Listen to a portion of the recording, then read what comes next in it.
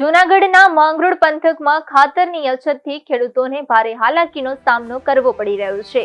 ઘઉંના વાવેતર સમયમાં ખાતરની અછતથી ખેડૂતોને હાલાકી પડી રહી છે। ખેડૂતો ખાતર મેળવવા માટે વહેલી સવારથી જ કતારોમાં ઊભા રહેવા મજબૂર બન્યા છે। ત્યારે ખેડૂતોને સમયસર ખાતર ન મળતા પોતાના પાકને લઈને ચિંતામાં મુકાયા છે। ખેડૂતોએ સરકાર પાસે તાત્કાલિક ખાતર પૂરું પાડવાની માંગ કરી છે। ખેડૂતોનું કહેવું છે કે હાલ ખાતર ન મળે તો તેમના પાકને નુકસાન થવાની ભીતિ રહેલી છે। આ ગુસ્કો કંપનીમાં કાયમી એક ગાડી ઉરિયા આવે અને બીજા કોઈ ડેપોમાં આવતી નથી। ઉરિયાની અછત છે, એના કારણે ખેડૂત ગામડેથી આવે ત્યાં વેચાઈ જાય। આવી મોટી તકલીફ છે અમને। બીજા ડીપો ખાતરમાં આવે તો અમને મળી શકે। કેટલા દી થયા તમે આવો ખાતર? 3 દિવસથી આવીએ।